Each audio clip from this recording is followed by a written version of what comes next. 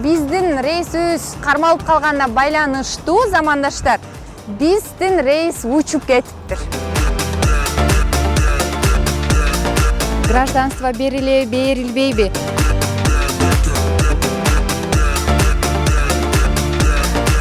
Biz dostluğa önem veren insanlarız. Dostluğa önem veren bir şirketiz.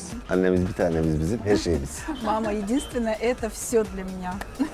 Это наш самый ультра-мега-люкс проект. Салам достор, биз Алания шаарындабыз, Турциядабыз. Кандайсыздар, жакшысыздарбы?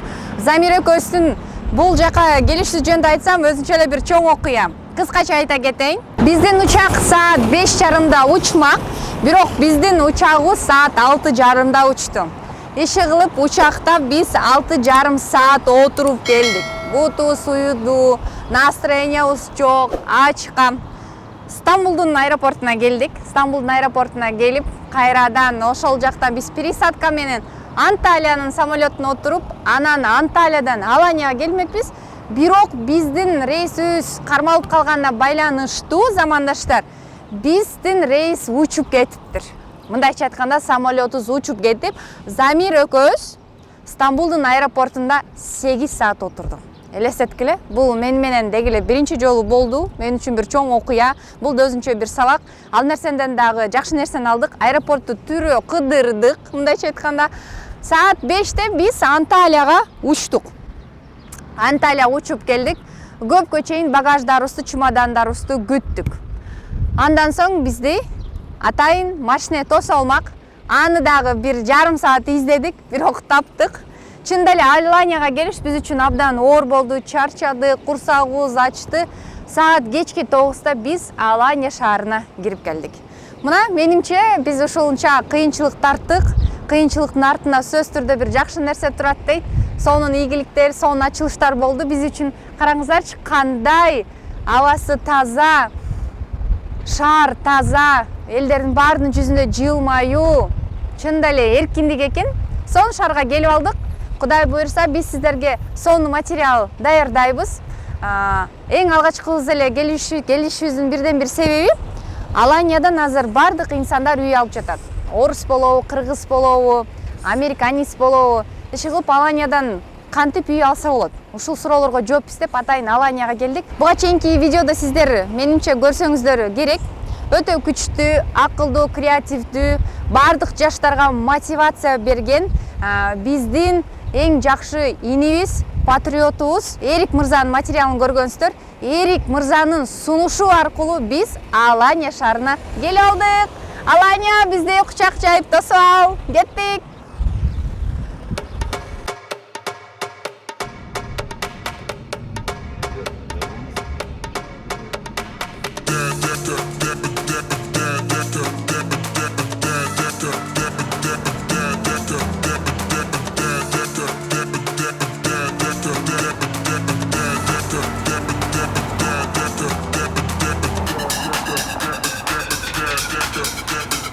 Салам достор, аты жөнүм Назира Бердигулова. Биз Турцияга манасең келип алдык. Азыр сыртында Замир.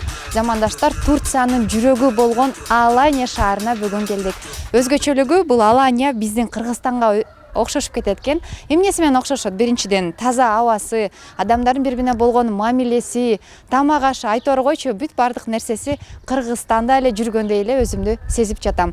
Баса достор, көп социалдык тармактарда дегиле туугандарыңыздардан, тааныштарыңыздардан бул маалыматты угуп жүрсөңүздөр керек. Аланиядан үй алат элем, Аланияга жаңы эле квартира алдык, Аланияга Кудай буйрса биз жайында эс алууга барабыз деп. Мына ошондон улам мага да кызык болду. Дегиле Аланияда жашоого болобу? Аланиядагы эгерде сиздер үй алып калсаңыздар, кандай шарттарда аласыздар? Дегиле балдарыбызды кандай билим алат? Бул жакта мектептеги шарттары, гражданство берилбейби? Аланияда үй канча тура? Дегиле недвижимость боюнча менимче абдан кызыктуу эфир болсо керек.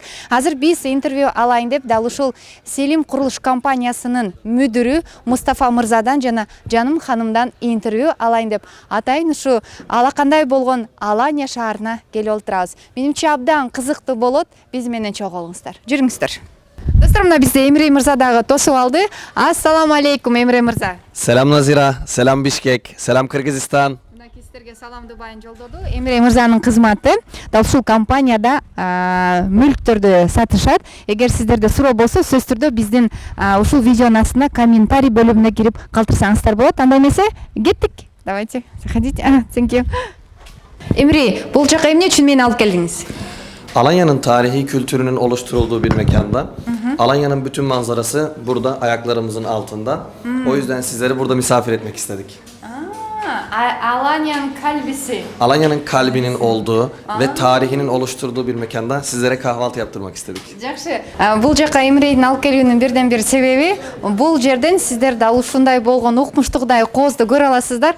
Аланиянын жүрөгү дал ушул жерде экен. Өзүңүздөр азыр чогуу көрүңүздөр. Караңыздарчы, кандай гана кооздук. Деңизди карап, бул жерде тамактанган канча деген туристтерге кандай гана шаар түзүлгөн. Саламатсыздарбы? Здравствуйте. Как вы, Гүлнара ханым? Рада вас. Спасибо, рада вас видеть. Добро пожаловать в Аланию. Assalamu alaikum. Жана ханым, кандайсыздар? Жүрсүзбү? По-турецки. Hoş geldiniz. Teşekkür ederim. Buyurun, sizin için. Замандаштарым, мынакей караңыздарчы. Рахмат.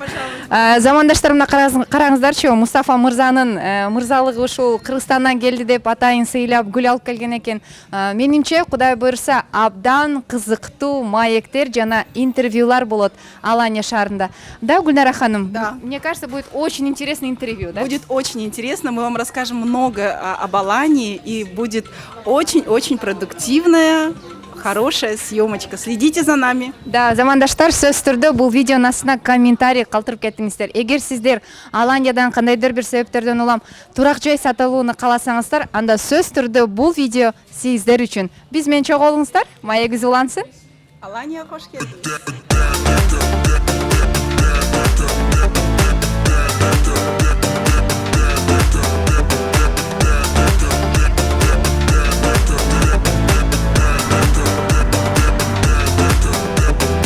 İşte ofisimize geldik. Жакшы, Şimdi замандаштар. size ofisimizi Өзүңүздөр, tanıtacağız. Көрүп турганыңыздай, сонун тамактануудан кийин атайын кеңсесине баш багайын дедик. Өзүңүздөр билгендей, азыр деги эле рынокто аферисттер көп, мошенниктер көп. Мына документация жана башка ушундай сыяктуу нерселерден улам. Мен атайын ушул курулуш компаниясынын кеңсесине келип отурам. Көрөйүн кандай адистер иштейт, деги эле кандай үйлөр курулуп жатат. Деги эле ушул компания мен абдан сүйүндүрдү. Рынокто 15 жылдан бери кызмат кылат экен өз элине. Канча адамдарды үйлүү кылып сүйүндүргөн. Деги эле ушул Аланиядан үй алуу керекпи деген суроо дагы деле бүдөмүк бойдон турат. Ушул суроого жооп бериш үчүн биз атайын кеңсесине келдик. Хош келдиңиз. Селенга Инвест. Hoş geldiniz. Добро пожаловать в наш офис. Прошу. Абдан жакшы, жүрүңүздөр, кеңестер. Чоң рахмат. Эшигин көрүп төрүнөт дегендей, абдан жарык, жакшы кеңсе экен. Мустафа мырза, бул жакта жалпысынан канча кызматкер иштейт? Burada konusunda deneyimli 20 tane personel arkadaşımız var. У нас работает более 20 сотрудников нашей компании. Классно, круто. Hem inşaat hem emlak sektöründe hizmet vermekteyiz. Мы и строим, и также продаем квартиры. Arkadaşlar gün içinde dışarıda sunumda oluyorlar, müşterilerimizi Да. gezdiriyorlar. Но в течение дня наши сотрудники на проектах, на презентациях, по локациям, на строительстве. Классно, круто. Продолжаем наше путешествие? Пойдем, поехали. Спасибо. Гүлнара ханым, сиздердин кеңсеңиздерде ар улуттагы инсандар кызмат кылабы? Я. У нас работает из России, и работает из Киргизстана, у нас работники из Беларуси, я, например, с Казахстана. О, вообще круто. Не знала, да? Да. Поэтому у нас здесь все сплоченно, настолько дружелюбно, и мы работаем со всех с разных странами. Абдан жакшы, жамаатыңыздар ынтымактуу турбайбы? Evet, burası mutfak bölümümüz. Çay kahve servisimiz burada. Personellerimiz burada duruyor. Danışmanımız burada duruyor. Это отдел ресепшн. Danışma bölümümüz. Çalışan arkadaşlarımız. Рабочая зона. ребята наши все работают. Аха.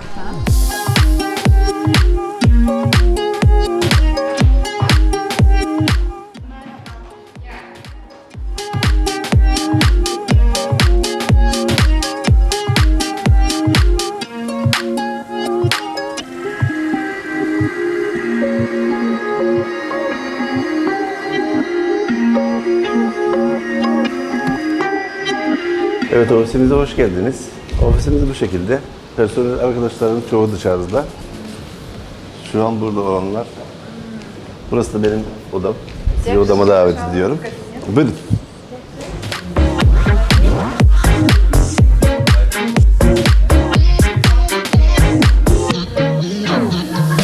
Замандаштар, көрсөтүүбүздү улантабыз. Интернет булактарына дегеле койчу, Facebook'та болобу, кайсы гана жакта карабаңыздар, ал жерде ультра люкс, мега проект, мега сити жана башка толтурадан проекттерди угуп келесиздер. Аланиядан үй алыңыздар, Турциядан үй алыңыздар, Дубайдан үй алыңыздар. Айтор ушундай жарнактардан улам мен атайын командабыз менен Алания шаарына учуп келдик. Миң укканча бир көрүп кетейин деп.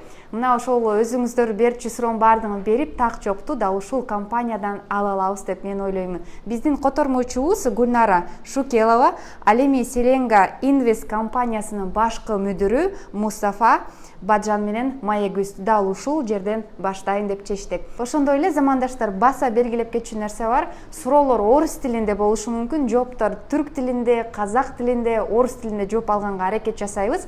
Анткени биздин котормочубуз Алматы шаарынан келген экен, бул жакта иштейт экен. Мына ошондон улам бул котормочубузду таап алганыма мен абдан кубанычтамын. Менимче сиздер туура түшүнөсүздөр. Кызыктуу маек ушул эфирде. Алгачкы эле суроом сизге болсун, Гүлнара айым. Мынакей бул компанияңыздардын аты Селенга Инвест экен. Эмнеден улам бул компанияңыздар Селенга Инвест деп аталып калган? Selenge Invest, eski Türklerin yaşadığı coğrafyada olan büyük bir nehir.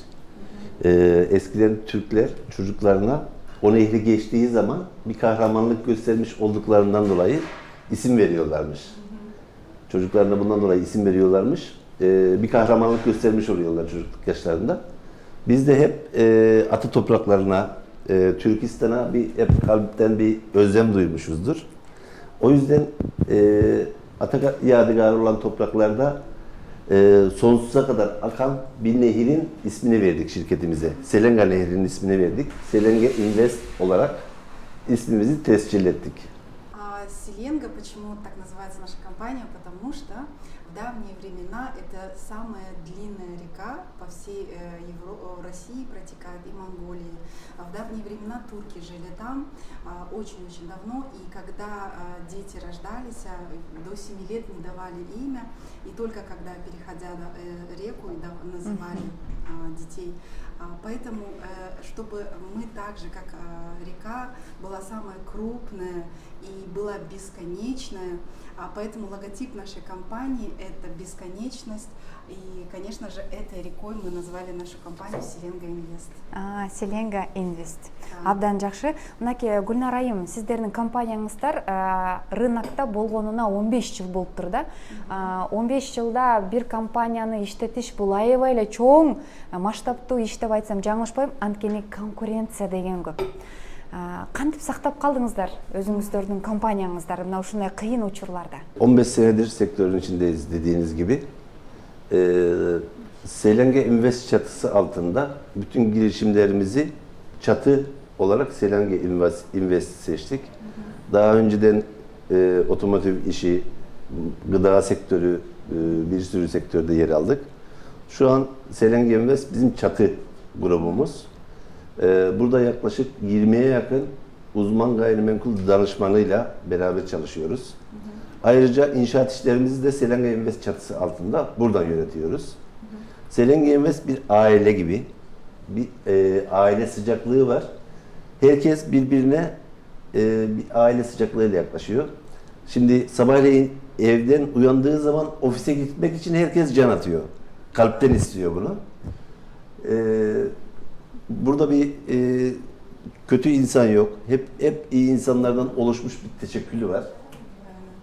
Bu şekilde bir durumumuz var. Selenge Invest inşaat sektöründe de devam ediyor biliyorsunuz. Payalarla bir inşaatımız var. Bu şekilde. Компания, мы занимаемся уже на протяжении 20 лет, я занимаюсь бизнесом, то есть я занимался во многих сферах, начиная с IT-технологий, да, и я именно в пищевых бизнесом занимался, именно продукты, мобильные телефоны, да, то есть в бизнесе очень давно, но именно как строители, как агентство недвижимости мы уже здесь более 15 лет. Наш главный критерий – это честность, справедливость и, конечно, доверие. То есть это 3 главных критерия, на которых мы основываемся. И когда мы утром просыпаемся, это на самом деле так, мы очень торопимся на работу, потому что здесь намного такой коллектив, он как будто как ты как дома, на самом деле. Это, мне кажется, в жизни 2 таких вот качества самых важных. Это когда ты торопишься на работу и с удовольствием работаешь, всю свою энергию отдаешь в работе. Когда ты работаешь с любовью, это клиенты ощущают. И действительно мы работаем от всего сердца. Курулуш компанияда дайым өзгөчөлүктөр болуп туруш керек да, Гүлнар айым. Аны сиз дагы, мен дагы билесиз, анткени конкуренцияда бар деп жогоруда айттык. Өзгөчөлөнүп туруш керек да компания. Балким бир жабдыктар менен, балким бир кызматкерлерге мамиле жакшы кылууда, ошол эле учурда сатып алган кардарга дагы бул кызык болуш керек да. Мисалы үчүн Мега Ситини сиздер сатыш үчүн кардар келди. Эмнеси менен бул Мега Сити ошол кардар алыш керек бул үйдү? Эмнеси менен өзгөчөлөнөт сиздин курулуш компанияңыз? Biz dostluğa önem veren insanlarız. Dostluğa önem veren bir şirketiz. Satış öncesi, satış sonrası hep müşterilerimizin yanında olmuşuzdur. Satıştan önce bütün işlemlerini takip ediyoruz. Biz hiçbir zaman müşterilerimize para gözüyle bakmadık. Önce dostluk, sonra ticaret. Satıştan sonra da sürekli dostluklarımız devam etmiştir. Bütün işlemlerinde, elektrik soğuma önlüğünde, bütün Alanya'da kafalarına takılan sorularda yardımcı olmuşuzdur. Ve Selengi Invest ailesi artık Türk Cumhuriyetlerinde, Rusya'da, Avrupa'da birçok dostu ve müşterisi olan bir şirket oldu. Biz diyoruz ki milyonlarca mutlu kalp, bizimle yol yürüyen, bizimle yatırım yapan, bizim bu projeden daire al dediğimiz kişiler şu an hem para kazandılar hem ev sahibi oldular. Şu an çok mutlular. Yani işleri olmasa da sürekli ararlar, sorarlar. Bizim şu an dünyanın her tarafında bizim için açık bir kapı var. Нашей компании очень важно это доверие наших клиентов. Соответственно, мы отличаемся от других. Это честность, повторюсь, еще справедливость. И, соответственно, в нашей компании есть очень много партнеров с разных стран. Это Казахстан, это Киргизстан, это у нас Швеция, с Францией у нас очень много партнеров. Сотрудников у нас 20 человек, более 20, но и очень много партнеров. Мы не смотрим на людей как в плане выгоды получить лишь бы продать квартиру, лишь бы продать квартиру. Соответственно, у нас вначале идет дружба, то есть мы знакомимся, мы начинаем дружить, мы начинаем спрашивать, что необходимо для того, чтобы приобрести либо недвижимость, либо квартиру, либо как инвестиции. Мы помогаем в этом. И наш девиз – это осчастливить миллионы сердец, поэтому в нашей компании очень важно, чтобы наши инвесторы с нами смогли заработать, наши покупатели могли счастливо проводить время, жить в этих квартирах. Ну и, соответственно, наш круг очень большой, начиная от земли, заканчивая виллами, инвестициями. У нас рынок на самом деле большой ассортимент, и вторичное жилье, очень-очень большой ассортимент, поэтому от нас клиент не может не уйти. Почему? Потому что мы предлагаем широкий выбор наших проектов. Абдан жакшы экен. Гүлнар айым, мынакей сиз жогоруда айтып калбаңыз, у нас широкий ассортимент деп. Бир эле квартира сатып албастан бул жерден жер сатып алып деле биз өз үй курсак болот экен, как инвестор катары, бизнесмен катары. Мустафа мырза жооп берсинчи, азыр акчаны кайсыл жакка салуу керек? Şimdi son yıllarda Türkiye'de özellikle Alanya'da gayrimenkul sektörüne yatırım yapanlar hep kazandı. В последнее время все бизнесмены, которые инвестировали в бизнес именно в Алании, все заработали на самом деле, потому что очень много туристов, это действительно так. Yerli yatırımcılar ve yurt dışından gelen yatırımcılar gayrimenkule yatırım yaptılarsa hep para kazandılar. Yatırımları arttı, paraları arttı. Şöyle dolar, euro, altın, borsa hiçbir şey gayrimenkulün kazandırdığı kadar para kazandırmadı. То есть самое важное это вложить в инвестиции, это в недвижимость. Почему? Потому что он действительно приносит очень хороший доход.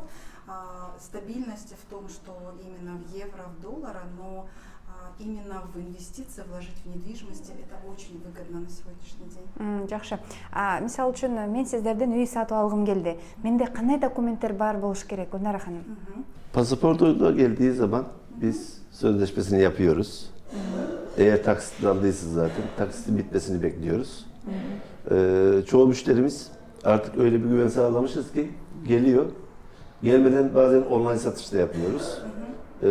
Sonra bize gelip vekalet bırakıp benim adıma tapuyu alabilir diye bize vekalet bırakıp gidiyor gönül rahatlığıyla. Biz de ödemeleri bittiği zaman onun adına tapusunu alıp kendisine gönderiyoruz, ulaştırıyoruz. Yani pasaportu yeterli. Geri kalan işlemlerini biz takip ediyoruz. При покупке недвижимости первым делом мы выбираем недвижимость, именно ту, которую хочет наш покупатель, на любой бюджет. То есть у нас сейчас очень интересные есть проекты. Для того, чтобы вы приобрели квартиру, от вас достаточно только паспорт. Больше ничего, мы заключаем договор, соответственно, первоначальный взнос и момент рассрочки, мы это все обговариваем. У нас рассрочки до 2-3 лет есть, такие у нас предложения. Также это беспроцентная рассрочка, вы можете оплачивать, когда вам удобно, хотите ежемесячно, хотите раз в квартал. То есть мы подстраиваемся под вас, делаем договор, соответственно, под вас, индивидуально, рассматриваем все ваши возможности. Вот. После этого вы можете оставить также доверенность, уже дальше мы оформляем квартиру на вас, даже вы можете не присутствовать при этом, не обязательно вам сюда приезжать. По доверенности мы на ваше имя получаем ТАПУ, это право собственности, и вы становитесь владельцем квартиры. И еще Мустафа Бей сказал, что у нас очень много есть продаж онлайн.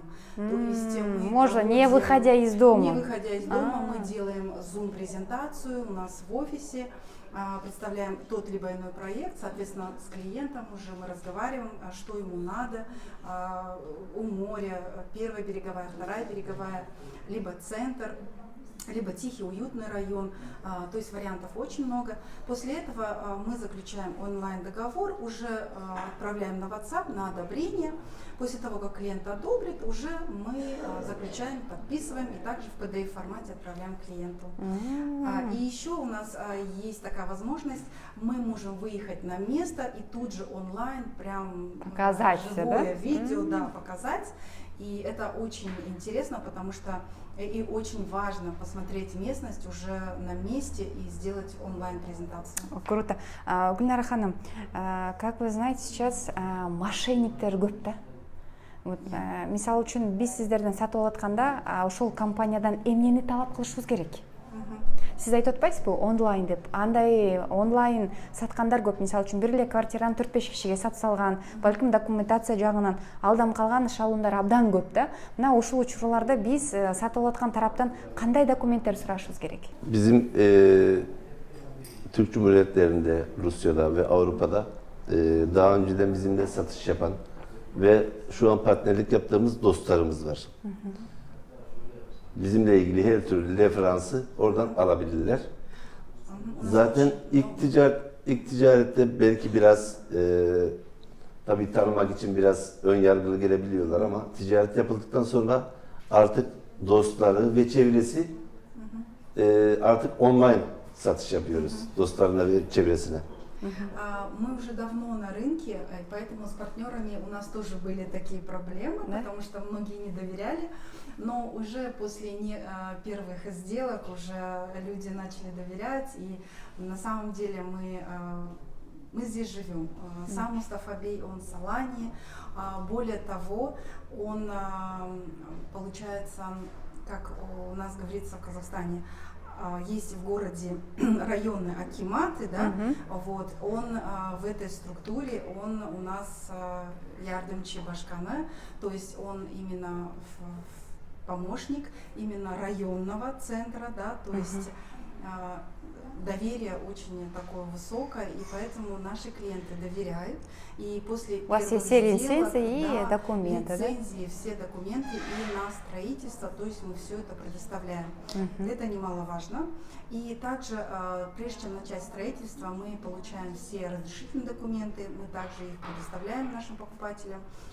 И мы не просто покупаем, мы дальше ведем полное сопровождение клиентов. Это послепродажный период, он так называется.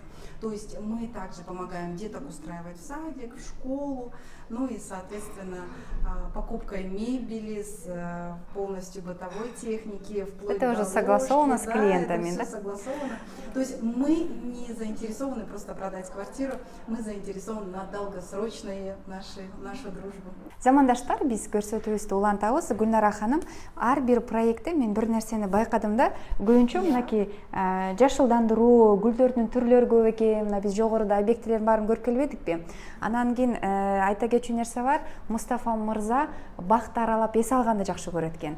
Эмнеден улам жаратылышка кызыгуусу пайда болгон? Же кичинекейинде биз айылда өсүп чоңойбодук белек?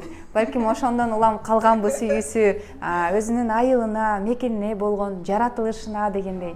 Boş zamanlarımda kendimize ait bir bahçemiz var. Yeni Dünya Bahçesi, Muşmula Bahçesi. Ben sizi de oraya davet ediyorum. İnşallah oraya götüreceğim ben sizi. Orada biraz vakit geçireceğiz. Çocukluğumuzdan beri çok vakit geçirdik biz orada ve bahçemizi çok seviyoruz. Yeşili çok seviyoruz. Doğayla iç içe olmayı çok seviyoruz. Ben sizi oraya davet ediyorum inşallah. Hep beraber gideceğiz. Да, это правильно. Я очень люблю натуральную, то есть зелень. И у меня есть свой собственный сад, где я люблю проводить время. Соответственно, там растет самая чистая, наисвежайшая мушмула. Мушмула это что? Мушмула это наподобие как бы урюка, но Урюк, это особенный, да, такой фрукт. И вы обязательно его попробуйте.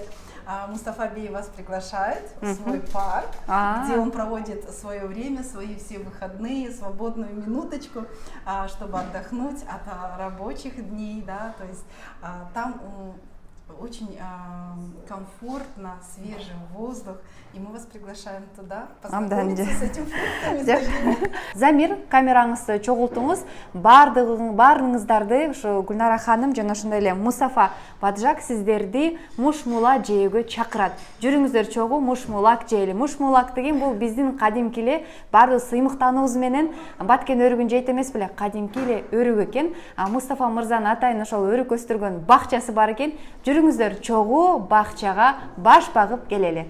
Поехали! Поехали! Кошайт! Замандаштар, мына жанымда эки сулуу турат. Биз азыр Мустафа мырзанын үйүнө конокко келдик. Мына менин колумда турган бул мушмула деп аталат экен.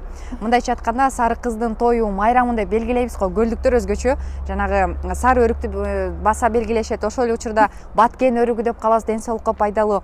Менде мындай суроо жаралды. Гүлнар ханым, айтсаңыз, мушмуланын ден соолукка болгон пайдасы канчалык деңгээлде? Негізінде çok пайдалы diyor Türkler. İklim Очень olarak полезная. Alanya'nın iklimi çok uygun mesela Aha. muşmulaya. Ya. O yüzden de bahçelerde iyi yetişiyor. Zaten görüyorsunuz meyveyi. Çok bahçenin birçok kişiler bunu tercih ediyorlar. Çünkü iklim olarak çok uygun. Мушмула очень полезная в плане того, что она предотвращает заболевания раковых клеток. Да, Да, и она, это такой фрукт, он сезонный, и получается очень-очень полезный. Его здесь все любят, и он не такой дорогой, вот, и максимально здесь она в сезон вырастает. И еще посмотрите, также цветет, Ой, растет у нас апельсин! апельсины. Замандаштар, карап коелучу. Я первый раз мандарины. вижу, чтобы апельсин Да, это апельсины, мандарины. Апельсины и мандарины, да? Да. Можно, да, одну сорвать? Да. Замандаштар, биринчи жолу көрүшүм бул апельсиндин даракта өсүшүн. Мынакей бул жакта карасаңыздар, гүлүн ачып келаттыр, мөмөсүн байлап дегендей. Абдан сонун экен. Аланьянын өзгөчөлүгү мөмө жемиштердин түрлөрү дүрдүйүм. У Мустафы Бея в саду много интересного. Да. Также растет авокадо. Авокадо? Да. Ай, замандаштар, биз кадимки эле авокадо ушундай талда өсөрүн билбептирмин. Бул дагы сезондугу, бул бышып бүттүбү же эми бышып баштады? Сейчас Где бар базар? будет, сезон уже закончился, сейчас новый авокадо дается новые плоды. Муш экен. Мына Мустафа мырза дагы өсүп калды. Кутман кеч, кандайсыз? Hoş geldiniz. Hoş geldiniz. Мы пришли, как Hoş вы? Хорошо, geldiniz. жакшы Bahçemize, саламатсызбы? yaşam alanımıza. Hoş geldiniz. Hoş geldiniz. Бул жаксынын апаңыз окшойт, э? Evet, annem. Саламатсызбы, кандайсыз? Биз Кыргызстандан келдик. Атайын сиздин уулуңузду тартайык да. Келиң сизди бетиңизден деп коюп коет. Жакшы жүрөсүзбү? Ден соолугуңуз жакшыбы? Жакшы. Сонтурбай бакчаңыздар. Бейшенен таманынан дегендей, Гүлнар ханым, мынакей бул чоң эмгекти ушул жерди гүлдөтүп, өстүрүп, карасаңыздар бир өтө көптөгөн биздин жашоодо пайдалануучу азыктар бар экен. Андан тышкары бул жерде мөмө жемиштер көп экен. Менимче бул апанын эмгеги бул жерде чоң болсо керек, э? Evet, da Mustafa Bey şimdi Nazire Hanım soru soruyor ki bu her bahçeden elinizde anneniz var, her dokunu yeri annenizin arkasında. Siz Mustafa Bey böyle özünüz büyüdünüz. Annemiz bizim her şeyimiz. Bu yaşa kadar bizi besledi, büyüttü. Bu ağaçlarda, bu bahçede, her şeyde onun katkısı çok büyük. Annemiz bir tanemiz bizim, her şeyimiz. Мама единственное, это все для меня. Значит, это все благодаря маме. Канча бир тууган Мустафа мырза? Канча баланы чоңойткон бул апа? Kaç tane çocuğunuz var anneciğim? 4 tane. 4 tane. 2 oğlan bir kız. 3-3 мальчика, одна девочка. Жакшы экен. Эме Мустафа мырза кичинекейинде кандай болчу экен? Сурап бериңизчи, тентек беле? Küçük zamanda Mustafa nasıl oldu? Çok iyiydi. Çok iyi, çok usluydu, çok iyiydi. Он был очень хороший. Evet, çok usluydu. Ben de ordum çünkü. Жакшы, анда рухсат берсеңиздер, биз кичине 8 бакчаны tane. аралап келсек, э? Ruhsat olsa biz bahçeni biz göreyim. Evet, ben size bahçemizi tanıtacağım. Tamam. Seramızı Çok göstereceğim, çok bahçemizi oluyor. göstereceğim ve bahçemizde yaşayan, yetişen meyveleri göstereceğim. Oo, çok istiyorum. Nasıl meyveler var? Рахмат апа, ден соолукта болуңуз, хорошо? Ден соолукта болуңуз. Artık pazar yok Жакшы, bende. Пойдемте, да? Мустафа мырза, оң жагыбызда баклажан экен. Бул дагы мезгил таңдайбы баклажан? Evet, burası patlıcan seramız. Burada patlıcan yetişiyor. Buradan kesilip hale gidiyor, oradan iç pazara dağılıyor. Я выращиваю эти баклажаны, затем, как время подходит, мы их срезаем, отдаем на оптовикам, а оптовики уже раздают на базар. Это сезонная работа? Bu сезон ли? Şu an sezonu, evet. Да, сейчас как раз сезон баклажан. Evet. Мына биздин сол жагыбызда биз баягыдан бери айтып жүргөн өрүк экен. Айтып берсеңиздер кененирээк, бул канча жылда бир мөмөсүн берет? Канча жыл өсүш керек бутак болуп, өзүнүн бир убакыт мезгили барбы? Kaç yıldır bu muşmula böyle şeyler de veriyor. Evet. Ondan sonra mesela bu da sezon mu? Bir yılda bir defa mı Yılda veriyor? bir sefer veriyor. Bu ağaçlar 50 senelik ağaçlar. Ага. Этим деревьям по 50 лет, и они могут давать плоды раз в год. Сезон. Бир жылда бир жол берилет турбайбы, э? Bizim çocukluğumuz buralarda geçti. Мое детство все прошло вот здесь вот, то есть я здесь вырос, я с самого детства, это мой родной дом. Демек, Мустафа мырзанын бизнеске болгон кызыгуусу ушул үйдөн башталган турбайбы, э? İyi. Burası mesela business yapmayı istedim. Burada büyüdünüz, yaşınız Evet, bütün burada evet. başladı. Aynen. Hayatımız hep çalışmakla geçti. Babamızın yanında okula giderken okul sonraları hep geldik. Ağaçları suladık, Kuşburnu topladık, patlıcan serasında çalıştık. Hayatımız hep böyle zorluklarla çalışmayla geçti. Все мое детство я трудился, начиная с теплицы, то есть поливали, за всем этим ухаживали. Это нелегкий труд на самом деле. Это мы с детства к этому нас родители приучили. И вот сейчас все, что вы видите, Это все благодаря. это все наш труд и моих родителей. Джахшке, а можно спросить, он помнишь свою первую зарплату? И что он на это купил? Да, Birinci на что maaşta- потратил? Или кому-то подарок купил? Birinci maaşta gerçekten hatırlıyor musunuz? Ve o maaşta nasıl harcadınız? Ne aldınız? İlk maaşı hatırlamıyorum ama babamız hiçbir zaman bizi parasız bırakmadı. Her zaman harçlığımızı verdi. Çalıştık, okula gittik ama hiçbir Я уже zaman поняла. bizi maaşsız koymadı. Askere gittik sonra. Hiçbir zaman bizi Я parasız не koymadı. помню свою первую зарплату, но мы никогда не оставались без денег. То есть мы всегда здесь работали, и мы всегда выросли в достатке. И после этого я уже пошел в армию, и с армии уже начал дальше продолжать свою работу. Жақсы екен. Гүлнар ханым, мындай суроо пайда болду да. Мустафа мырза Durun bir dakika. Size bir tane patlıcan koparayım ben. Gerçekten правильно. Ух ты! Dalından. Organik, Это doğal. органический, Да, чистый без никаких продукт, добавок, без да? всяких пищевых добавок, химикатов. Бишкекке натуральный ала продукт. кетели, Замир. Yanında yükünü alayım. Давайте еще один для Замира. Да, bir bir tane. tanesini Tamam, Замирге. tamam. Замир için. Ona büyük alıyorum bir tane. Бик О, вермикс. Замир için будет большой такой баклажан. Да. Bu da Zamir Bey. Да, это очень Çok круто. rahmat. Maşallah. İyi, bağlı. Жақсы. Очень круто. Гүлнар ханым, мындай суроо болсун, жыйынтыктоочу. Мисалы үчүн Мустафа мырза аябагандай кооз үйлөрдү салат да. Мисалы үчүн баардык ушул кооз үйдө жашарса экен, заманбап, ичинде баардык шарттары бар. Ал эми өзүнө ушундай бир үй салууну пландаган экенби? Же ушул үйдү бузбай, тарыхы бар үй болдум, кайгысын деп атабы? Şimdi anne babanın yanında olunca çocuklar bir ata sevgisiyle büyüyor. Ataya saygıyı öğreniyor. Yani yalnız bir villada yaşamaktansa burada aileyle beraber yaşamak her zaman daha iyidir. Çok güzel. Я, конечно, именно в плане того, что хочу жить именно с семьей, с родителями, чтобы мои дети всегда были рядом, и именно любовь бабушки и дедушки всегда была в семье, и он хочет это показать, и как бы отдельно жить он не хочет от родителей. Мисалы үчүн мен бул жака келаткандачы, Гүлнар ханым, я думала, Мустафа мырза келет деген хан сарай, думала, большие собаки здесь. Тут это все в пульте, все в электронике, а оказалось, я как будто в селе. Почему он не хочет это все менять? Или ему это все нравится? Простота украшает человека, да? Это самое большое богатство у человека. На самом деле, В да. принципе, он может это все позволить, он же богатый человек, если вот так посмотреть.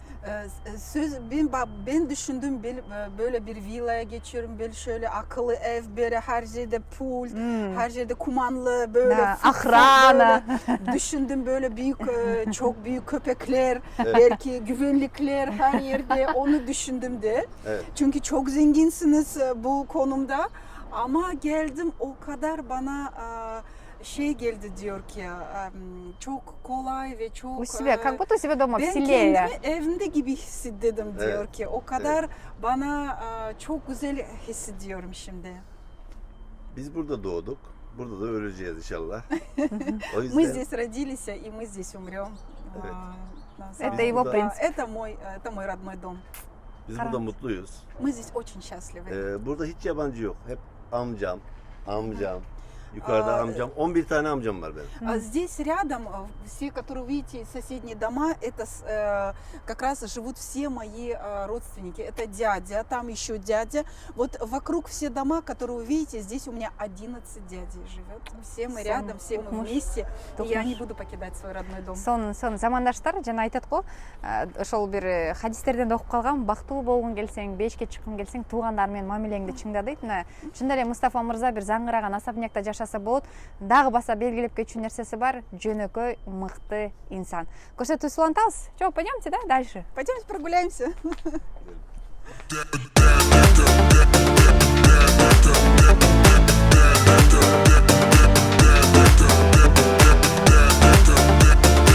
Burası bizim muşmala bahçemiz. Şurada avokado fidanlarımız var. это авокадо, дерево Авокадо авокадо? фидан. Дерево, это получается так выращивают, они сперва такие маленькие, на Evet. них понадобится 3 года, чтобы авокадо дало плоды. Evet, şurada var. Қараңыздаршы, мо Burada var. авокадоға. Bunlar biraz daha, Avokado bunlar olsun muşmula түсіп тұрбай. fidanları. Это как раз таки мушмула. Evet. Bunlar küçük çekirdeklerini bunlara ekiyoruz. Ağaç haline gelince başka yerlere aktarıyoruz. Мы выращиваем это прям с косточек, а потом уже пересаживаем, соответственно, в сады. Оқымышай, оқымыш. Avokado ağaçları. Это авокадо. Оқымыш замандаштар қарағылач. Бұл жаққа келіп жашасақ, Ağaçlara çocuk gibi bakıyoruz. біз бұл жаққа келіп жашашымыз Мы керек екен. за деревьями ухаживаем как за маленькими детьми. И еще там вдали у нас есть собственная пасека у Мустафа-биев. Біз бұл жаққа келіп жашашымыз керек, анткени біз қырғыз елі эмгекти сүйөт эмеспи. Бул биз экен, биз үчүн экен. Эгерде ушул 1 жыл бою тынбай иштейм десеңиздер, анда бул жактан үй алышыңар керек. Срочно. Бул жактан үй алыш керек. Анткени эмгектин баардыгы ушул жакта экен. Берекенин баардыгы содада деп коет, мына караңыздарчы. Кандай Evet, шартта burada arı түзүлгөн. kovanlarımız var. Посмотрите, пожалуйста, Buradan можете, bal alabiliyoruz. Мынаки бал. Arılar biraz tehlikeli olabilir. Очень будьте осторожны там, потому что пчелы Они могут Arı biraz tehlikeli проснуться? olabilir. Arı var orada. мед. Они могут проснуться? Ну да, они Ой, нет, Şunlarda опасно, мен arı var, корком biraz бул tehlikeli жерде. olabilir. Мынакей карасаңыздар, биздин кадимки өрүктө бир данек болот. Бул жерде 4 данек экен. Абдан дамдуу экен. Караңыздарчы кандай сонун. Аябай дамдуу экен, карагычы. Çok Buyurun. güzel. Hadi gidelim yemeğe. Hadi gidelim. Замандаштар, азыр биз түрк улутунун ашканасына баш багып келели. Менимче абдан дамдуу болсо керек. Кызыктын баардыгы алдыда. Биз менен чогуу алыңыздар. Buyurun. Замандаштар, мынакей биз убаталанган жерге келдик. Мустафа мырза бир аз бул жерди айтып берсе. Evet. Alanya'nın biraz tarihinden bahsedelim size. Alanya geçmiş dönemde Anadolu Selçukluların Alanya'yı 1200-1237 yıllar arasında fethetmesiyle Alanya Selçukluların hükümdarlığına geçiyor. Ondan sonra Alanya'ya daha önceki farklı bir isim var. Selçuklular buraya Alanya ismini veriyor. Selçuklulara da yazları başkentlik yapmış olan bir yer. Selçuklular Konya ve Alanya'yı kullanıyor başkent olarak. Kışın Konya'ya ulaşım zor olduğundan dolayı, kar yağdığından dolayı yazlık başkent olarak Alanya'yı, kışlık başkent olarak Alanya'yı tercih ediyorlar. O yüzden çok tarihi yapıları var. Hala ayakta ve restore ediliyor. Gelmenizi, görmenizi tavsiye ederim. Алания завоевали сельджуки, Аладдин Кейкубат, и в честь Аладдина Кейкубата назвали этот город Аланией. И она считалась зимней резиденцией, и в развитие вносили очень большой вклад. Получается, Конья была летняя, Конья была зимняя резиденция, и Алания стала зимней резиденцией. И также Алания не стоит на месте, у нее инфраструктура всегда развивается. И как вы видите, смотрите, какой замечательный город. Уже расширился и очень-очень уже довольно-таки большой и всеми любимый туристами. Замандаштар, бул жака туристтер агылып келеткен. Өз көзү менен көрдүк. Кайсыл жерде болбосун, булар бардык шарттарды түзүп берген. Өзүңүздөр көрдүңүздөр. Ар жерде туристтер туруп сүрөткө түшүп атат. Эң негизгиси бардык шарттар туристке түзүлгөн. Келиңиздер, мисалы, истей салалы. Бүгүн келдик. Болушунча аракет кылдык, видеолорду тартканга, көрсөткөнгө. Чарчадык, өзүңүздөр билгендей. Жол жүрүү өтө эле оор, бирок биз саналуу гана күндөргө келгенибизге байланыштуу толук бир видео көрсөтөйүн деп аракет жасадык. Азыр мынакей алакандай болгон Аланиянын үстүнөн карап жатабыз. Ушунчалык өнүккөн, жаштары сүйгөн, келечеги бар Алания шаарын азыр сиздер менимче кызыгуу менен көрсөңүздөр керек. Kızılkule, Tersane. Evet, gördüğünüz üzere Alanya'mız çok güzel. Alanya'yı Çok görmeden güzel. ölmemeli. Alanya'ya gelen tekrar geriye gidemiyor. Devlet memurları buradan bir tane daire alıyor. Tekrar burada kalıyor, emekliliği burada geçiriyor. Yurt dışından gelen kardeşlerimiz de, turist olarak gelenler de bu güzelliği görünce tekrar ev almak için geliyorlar buraya. Burada yaşıyorlar. Aynen. Bu güzelliği görmeden ölmemeli. Bugün çok yorulduk. Да, очень устали. Şimdi yemeğe gidelim isterseniz. Yarın tekrar yeni projelerimiz dolaşırız. Давайте покушаем и завтра пойдем смотреть наш мегапроект. Классно, давайте кушать, отдыхать. Buyurun. Biz тамақ жейлеу кеттік. Көрішкенше ертең жаңа проектке барамыз. Қазір тамақ ішеміз. Эс алабыз. Ертең Құдай буйырса, жақсы маңай менен жаңа проекттер, жаңа локациялар. Айтор бардық сонун жерлерди экран аркылуу көрсөтүүгө аракет жасайбыз.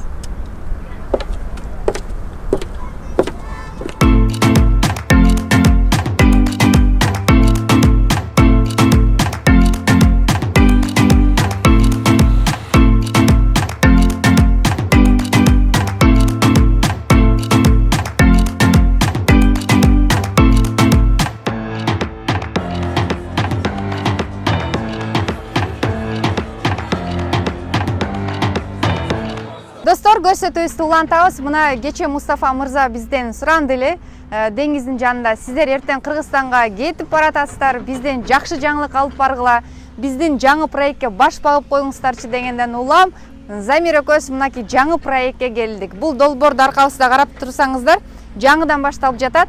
Эгерде сиздерде мүмкүнчүлүк болсо, анда бул проектти мен сиздерге сунуштаймын. Бул укмуштагыдай бир сонун проект экен. Келиңиздер, маегимди Мустафа мырза өзү улантсын. Мустафа мырза, кутман күн. Алгачкы эле суроо, мынакей Sia Pearl деп жаңы проект башталган экен. Проект жөнүндө айтып берсеңиз. Evet, size projemizden biraz bahsedelim.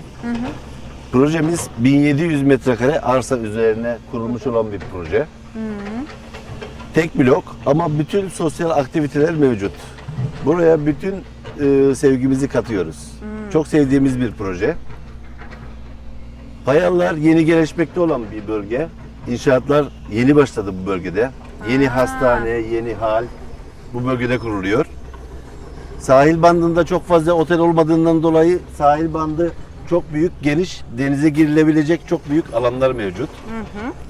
Projemizde 1+1 ve 2+1 32 adet daire yapıyoruz. Küçük bir butik bir proje ama insanların rahatça kalabileceği metrekareler mevcut. 1+1 normal daireler ve 2+1 dubleks dairelerimiz mevcut. Укмуш проект экен. Okullara, marketlere, denize, hastaneye, yeni yapılacak olan hastaneye yakın bir proje. Peyzaj alanıyla, dinlenme alanıyla, Как fitness'i, всегда. saunasıyla, Как всегда зелени больше. evet, her şey içerisinde mevcut. Да. Arsası çok büyük olduğundan dolayı yeterli otoparkı mevcut. Biz Kırgızistan'daki dostlarımızı, kardeşlerimizi de bu projeden ev almaya davet ediyoruz. Хорошо. Прекрасно. Я сейчас переведу. Это наш самый ультра-мега-люкс проект Мустафа Бея. Sia Pearl Construction. Это наш мега-люксовый проект. Почему мы его называем таким? Потому что он будет состоять всего лишь из одного блока. Всего лишь 32 квартиры. Успейте приобрести именно на котловании при очень вкусной цене. Сейчас старт цены у нас начинается от 115 тысяч. Всего лишь 800 метров до моря. Открытый бассейн, сауна, детская игровая. Большой акцент мы делаем на озеленении, да, полностью территории. И еще в эту стоимость входит у нас открытая парковка для владельцев машин. Она совершенно бесплатна, ничего платить не надо. Все квартиры у нас 1+1, 2+1 с очень просторной, хорошей квадратурой. Я вам советую вложиться именно в этот проект. Почему? Потому что мы находимся в районе Паялар. Он такой, знаете, новый, самый такой район, где сейчас оживает все, то есть улучшаются пляжи, улучшаются дороги, да. Соответственно, здесь будут еще крупные такие проекты. Успейте приобрести именно по этой цене. Почему? Потому что здесь новая больница сейчас строится. И, кстати, есть у нас небольшой секрет, но мы скажем это в конце. И хотелось бы еще отметить, что все квартиры сдаются в чистовой отделке, кухонный гарнитур и ванные комнаты полностью укомплектованы. То есть вам остается только приобрести мебель и технику. Вообще супер. Вы можете вкратце рассказать о районе, Мустафа Мырза? О rayoni. Paylar için gelişim. Burası Payalar bölgesi. Payalılar daha önceden seraların yoğun olarak bulunduğu bir bölgeydi. Ama buradaki seralar hep anlaşması yapıldı. Şu an hep bu bölge inşaat oluyor. Sakin bir bölge. Yeni yapılacak hastane bu bölgeye yapılıyor. Halep biliyor musunuz? Halep bu bölgeye yapılıyor. Okullarımız mevcut. Aa, даже так. Denizi çok temiz. Aha. Plajı yeni yapılıyor. Plajın kenarlarında bulunan yürüyüş alanları falan yeni yapılıyor. Dinlenmek için çok güzel bir bölge. Этот район, он новый, перспективный. Здесь, еще раз повторюсь, строится новая больница.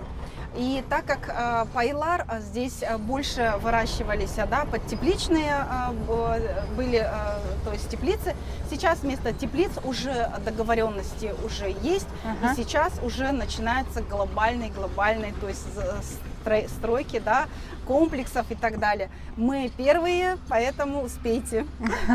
Круто. Biraz daha yaklaşalım isterseniz. Aha, Projeyi хорошо. biraz daha yerinden görelim. Пойдемте. Жақсы.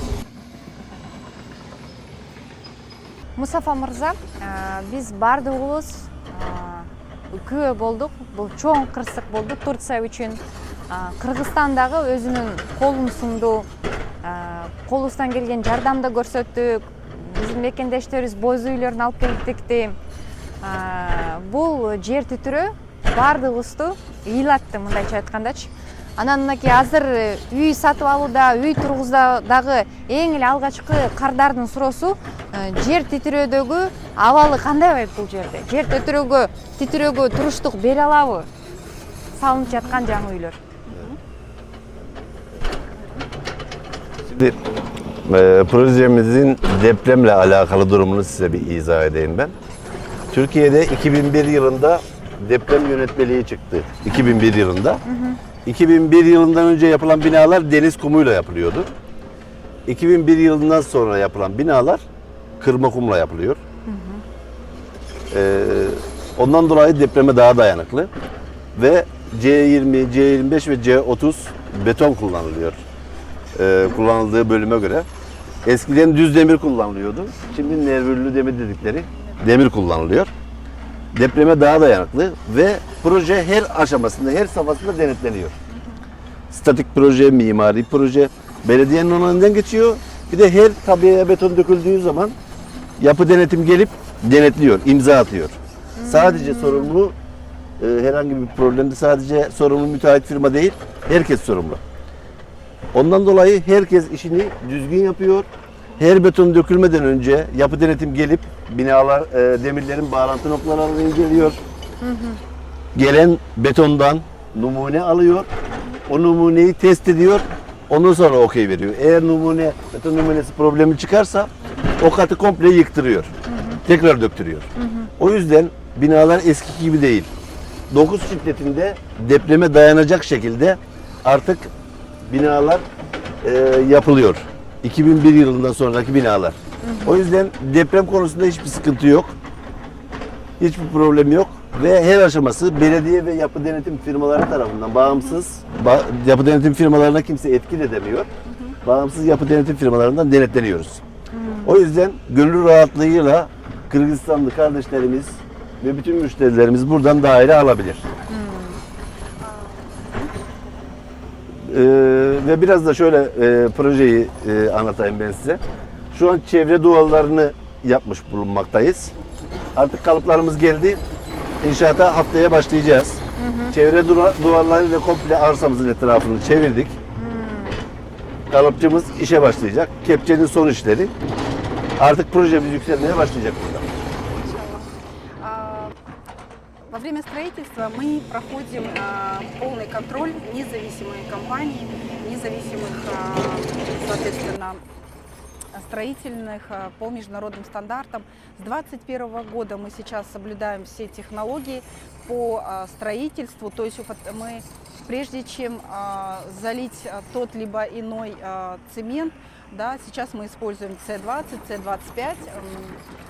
И это очень важно. Почему? Потому что прежде чем начинать строительство, к нам приходит независимая компания от государственная и проверяет состав цемента. Если состав цемента не будет соответствовать норме, соответственно, нам не разрешат это строить. Сейчас идет очень жесткий контроль в данной ситуации, поэтому раньше, то есть во время землетрясения, вам спасибо за помощь, оказанную Турции, нашим братьям с Киргизстана. Я выражаю глубокую благодарность. Те дома, которые разрушились, они действительно были уже старые и тогда строились из другого материала. Сейчас уже этот материал в строительстве уже давно не используется. У нас новые международные стандарты, которые мы не имеем права нарушать. При залитии цемента обязательно у нас приезжает надзор, который контролирует данный процесс. И еще мы используем очень качественную арматуру. Если вы сейчас заметите, сейчас идет работа как раз-таки по котловану. Мы сейчас делаем полное ограждение данного нашего проекта. Сейчас уже выравниваем территорию, и наши строительные принадлежности, именно которые готовы для начала строительства, для подготовки как раз-таки фундамента. Это очень важно. Мы будем полностью снимать полное видео нашего хода строительства данного проекта, и вы сами в этом убедитесь. Мы гарантируем качество нашего проекта, и будем рады, если наши братья с Киргизстана, наши, то есть друзья приобретут в этом проекте, вы действительно останетесь очень счастливы и довольны. Весь процесс строительства будет сниматься поэтапно. Вы не упустите наш момент, заглянув на наш сайт. Жакшы замандаштар, эгерде сиздер Селенга курулуш компаниясынан үй алам десеңер, же болбосо жер керек болсо, балким сиздер бизнес жасагыңыздар келет, бирок кайда кайрылганды билбей жаткан болсоңуздар, анда сөзсүз түрдө Селенга курулуш компаниясына кайрылсаңыздар болот. Анткени бул жерде биринчиден 100% кепилдик, документациясы, айтор сертификаттары бар экен, лицензиясы бар экен. Коркпостон балким онлайн каалайсыздар. Бул жака келе албай убакыт саатыңыздарды экономдосоңуздар, анда онлайн аркылуу дагы сиздерге видеолорду, үйлөрдү жана ошондой эле жер тилкелерин сиздерге көрсөтө алат. Эми биздин сапарыбыз карыды. Замир экөөбүз чемодандарды чогултуп аэропорту көздөй жөнөйлү. Учурдан пайдаланып биз Мустафа мырзага жана Селенга курулуш компаниясына ыраазычылык билдиребиз. Мустафа мырза, мен билем, сиз мындан 1 ай мурун биздин Кыргызстанга келип кеткенсиз. Ал жактан дос күттүңүз, тааныш, бир тууган күттүңүз. Учурдан пайдаланып туугандарыңызга, тааныштарыңызга саламдыбай жолдоп коюңуз. Анан качан келесиз? Айтып койсоңуз. Biz buradan Selenga Invest ailesi olarak Kırgızistan'da, Bişkek'te bulunan bütün dostlarımıza en kalbi duygularla selamlarımızı gönderiyoruz. Onları Alanya'ya bekliyoruz ve bizi Instagram hesabından, Facebook hesabından, YouTube hesabından takip edebilirler. Мы будем рады вас видеть в Алании. Добро пожаловать. Вам большой-большой привет, так как мы недавно были в Киргизстане и нас так тепло встречали. Мы хотим встретить вас теперь в нашем офисе. Обязательно подпишитесь на наш инстаграм selengainvest.tr. Вы там можете наблюдать за нашими новыми проектами, и также очень много будет предложений. И на наш сайт selengainvest.com. Жакшы замандаштар, сиздер чынында эле мынакей Гүлнара ханым айтып кеткендей, Селенга курулуш компаниясынын сайтына кирип толук кандуу маалымат алсаңыздар болот. Эгер сиздер акчаңыздарды кайсыл недвижимостька саларын билбей жатсаңыздар, анда бул курулуш компанияны биз сиздерге сунуштайбыз. Буга чейин биз бир гана көрүп келгенбиз, сайттардан, интернет булактарынан биз келип көрүп жана угуп толук кандуу маалымат алдык. Келсеңиздер болот, бул компаниянын лицензиясы бар экен толук кандуу. Бул компанияга ишеним чоң болду. Эгер сиздерге жакшы бир реклама, эгер сиздерге жакшы видеолор керек болсо, Замира көзүнүн баракчабызды сиздер билесиздер. Баракчабызга катталыңыздар жана жазсаңыздар сөзсүз түрдө жооп аласыздар. Дүйнөнүн кайсы бурчунда болсоңуз, биз барып сизди сөзсүз түрдө тартып кетебиз. Биздин сапарыбыз карыды, Замира көз Бишкекти көздөй сапар тарттык. Көрүшкөнчө, угушканча замандаштар, менимче жакшы материал болду. Келиңиздер, үй алыңыздар, эс алыңыздар, жашаңыздар. Görüşürüz. Görüşürüz. Görüşürüz.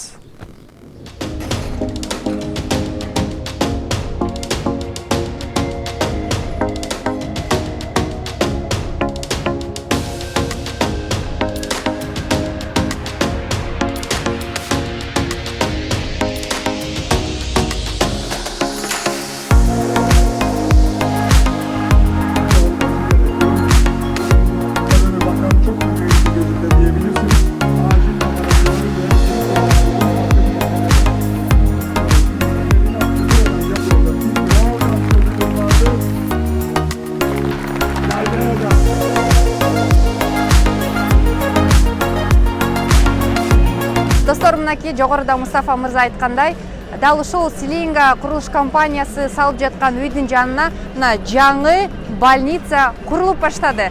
Кудай буйруса, бул больница 2 жылдан кийин ишке кирет. Мындай чоң больница бир эле Анталияда эмес, Стамбулда дагы бар экен. Мына караңыздарчы, калайык калк үчүн ушундай сонун шарттар түзүлүп жатат. Баса жогоруда айтылган сөздөрдөн угуп калдым. Жаңыдан бүткөн студенттерди биз иш менен камсыз кылышыбыз керек дейт. Анткени жаштар башка жакка кетпей, өз элине, жерине кызмат кылсын деген тилек менен мына ушундай чоң больница курулуп баштады.